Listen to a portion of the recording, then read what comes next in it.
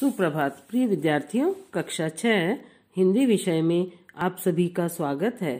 बेटा, आज हम हमारी व्याकरण पुस्तक कोपल का पाठ 7 कारक पढ़ेंगे और समझेंगे, है ना। इस पाठ में हम पढ़ेंगे कि कारक किसे कहते हैं, कारक के कितने भेद हैं, कारक का हमारी भाषा में क्या महत्व है, ये सारी चीजें अपन इसमें पढ़ेंगे।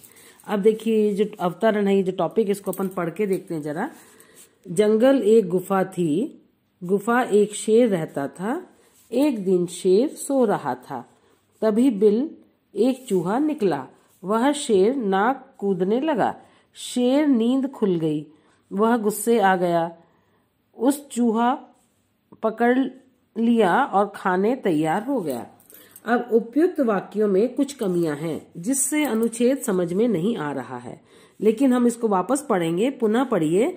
जंगल में एक गुफा थी, गुफा में एक शेर रहता था। एक दिन शेर सो रहा था, तभी बिल में से एक चूहा निकला।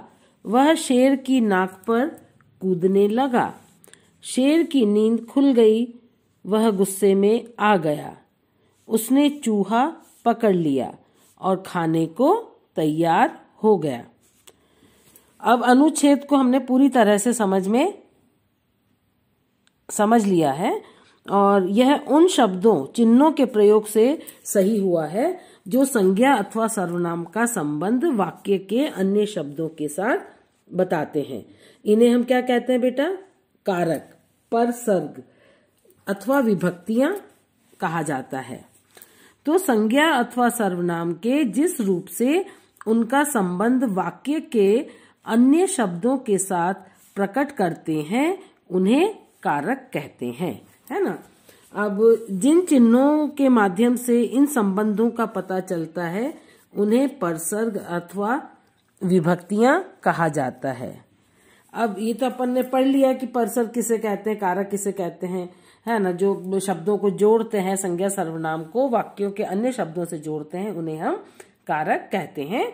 और कारकों के कितने भेद हैं जरा देखें। कारकों के हिंदी में 8 भेद हैं। प्रत्येक कारक की विभक्ति पहचान के लिए कारक चिन्ह तथा उसको पहचान करने के लिए प्रश्न आगे की सारणी में हम देखेंगे। देखिए, इधर है विभक्ति, फिर कारक है, कारक चिन्ह है और प्रश्न है ना। तो प्रथमा विभक्ति में है कर्ता कारक। कर्ता कारक मतलब ने, तो कौन, किसने, ये इसके उत्तर हमको मिलेंगे तो कारक हो जाएगा, है ना। और द्वितीय विभक्ति है कर्म कारक, को, किसको, किसे। तृतीय करण कारक है से, के द्वारा, किससे, किसके द्वारा। चतुर्थी संप्रदान कारक, को, के लिए, किसके लिए और किसे। पंचमी है अपादान कारक, से अलग होना। देखिए, करण का भी कारक था, कारक चिन्ह था से, और इसका भी अपादान का भी से। दोनों में अंतर क्या है? ऊपर वाले में तो करण में तो है के द्वारा, जैसे मैं कलम से पत्र लिख रहा हूँ, और अपादान में अलग होना, मैं इंदौर से जयपुर जा रहा हूँ, तो वो अलग होना हुआ। पेड़ से फल गिरा, तो वो से का मतलब वो है किससे, कहाँ से, है ना। और उसके बाद है षष्ठी विभक्ति संबंध कारक, का, की, के, रा, री, रे, किसका, किसकी, किसको, किसके। और सप्तमी है अधिकरण कारक, में, पर, तो किसमें, किस पर। संबोधन कारक है, हे, ओ, अरे, किसको पुकारा, ठीक है। अब है बेटा पहला कर्ता कारक, परसर्ग ने, शब्दों का वह रूप जिससे काम करने वाले का बोध होता है, उसे कर्ता कारक कहते हैं। जैसे बिल्ली ने चूहे को पकड़ा, चूहे ने बिल खोदा, तो उपयुक्त वाक्यों में पकड़ने का कार्य बिल्ली ने किया और बिल खोदने का कार्य किसने किया? चूहे ने। तो इसलिए कार्य करने वाले बिल्ली तथा चूहा हैं। ये कर्ता कारक हैं। इन दोनों शब्दों से वाक्य के अन्य शब्दों को परसर्ग ने से जोड़ा गया है, ने विभक्ति से, ठीक है ना। अब विशेष, यदि वाक्य की क्रिया सकर्मक और भूतकाल की है और उससे किसी कार्य के करने का बोध होता है, तो परसर्ग ने का प्रयोग होता है, अन्यथा नहीं। इसके बाद है बेटा कर्ता कर्म कारक। कर्म कारक माने परसर्ग को कर्ता द्वारा क्रिया का फल जिस शब्द पर पड़ता है उसे कर्म कारक कहते हैं। जैसे सार्थक पत्र लिख रहा है, मतलब मनोरथ गीत गा रहा है ना। तो इनमें क्या हुआ बेटा, इन वाक्यों में पत्र व गीत कर्म कारक हैं, क्योंकि सार्थक और मनोरथ द्वारा क्रिया का फल पत्र व गीत पर पड़ रहा है। कर्म कारक के लिए परसर्ग को का प्रयोग किया जाता है, किंतु इसका प्रयोग केवल प्राणीवाचक कर्म के साथ ही किया जाता है। अब तीसरे नंबर पे है बेटा करण कारक। तो इसका है से, के द्वारा। संज्ञा अथवा सर्वनाम का वह रूप जिसकी सहायता से क्रिया संपन्न होती है करण कारक कहलाता है। जैसे सार्थक ने कलम से पत्र लिखा, भारत टॉर्च से देख रहा है। उपयुक्त वाक्यों में कलम व टॉर्च करण कारक हैं, क्योंकि कलम व टॉर्च की सहायता से कार्य हो रहा है, अतः कलम व टॉर्च करण कारक हैं। अब घ वाला है बेटा संप्रदान कारक। संप्रदान का है को और के लिए। कार्य जिसके लिए किया जाता है उसे संप्रदान कारक कहते हैं। जैसे भूखे को भोजन दो, विशाल विमल को पत्र लिखता है।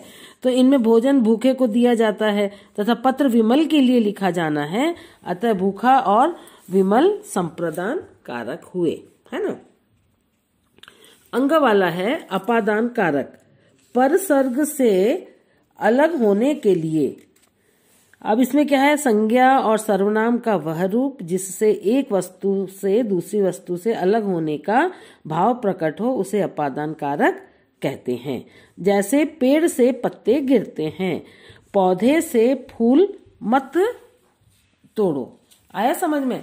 तो ये दोनों चीजें हमारी हो जाती हैं, इससे अपादान कारक हमारा क्लियर हो जाता है। इन वाक्यों में पत्ते और फूल का पेड़ व पौधे से अलग होने का भाव उसको प्रकट हो रहा है, इसलिए पेड़ और पौधे दोनों ही अपादान कारक हैं। अब उसके बाद है च है संबंध कारक। अब संबंध कारक में क्या है बेटा, परसर्ग का, की, के, रा, री, रे एक ही वाक्य की किसी संज्ञा अथवा सर्वनाम से किसी दूसरी संज्ञा अथवा सर्वनाम का संबंध बताने वाले शब्द रूप संबंध कारक कहलाते हैं। यह हलवाई की दुकान है, यह मेरा घर है। अब इन वाक्यों में हलवाई दुकान से और मेरा घर से संबंध है, इसलिए ये दोनों हलवाई व मेरा संबंध कारक हैं। अधिकरण कारक, परसर्ग में और पर वह कारक जो क्रिया के होने का स्थान व समय बताता है अधिकरण कारक कहलाता है। जैसे पक्षी आकाश में उड़ रहे हैं, जुलाई में विद्यालय का वार्षिक उत्सव है, अनिल छत पर पतंग उड़ा रहा है। अब इन वाक्यों में देखिए, आकाश व छत वे स्थान हैं जहां पक्षी अनिल द्वारा क्रियाएं की जा रही हैं, है ना। और जुलाई वह समय है जिसमें क्रिया होनी है, अतः आकाश, छत और जुलाई अधिकरण कारक हैं। अधिकरण कारक के लिए में व पर परसर्गों का प्रयोग किया जाता है। अब अंतिम है बेटा संबोधन कारक।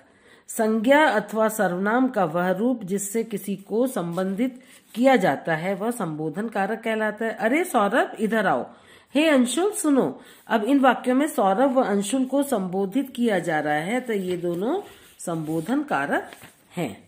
तो बेटा हमारा आज की कक्षा यहीं समाप्त होती है और आपका गृह कार्य यही है। इस पढ़े हुए पाठ को आप जो हमने पढ़ाया उसको पढ़ेंगे, उसमें से 5 या 6 प्रश्न बना के उनके उत्तर रफ कॉपी में लिखेंगे। यही आपका गृह कार्य है। धन्यवाद।